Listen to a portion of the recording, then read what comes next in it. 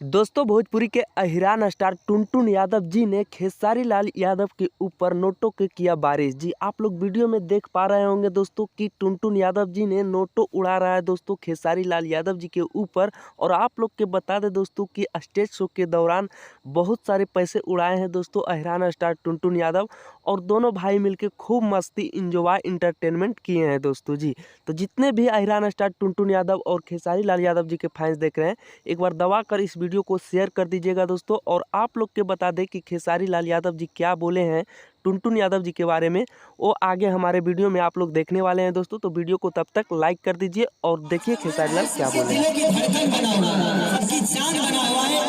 खुशी होती है, इसे हम लोग देखते हैं तो लगता है कि हाँ यार हमने भी कोई भाई पाया है। तो लवी मेरे भाई ऐसे ही एकदम राज करते रहो, छा जाओ दुनिया में, तांडव करो, हमारी शुभकामना और हमारा प्यार हमेशा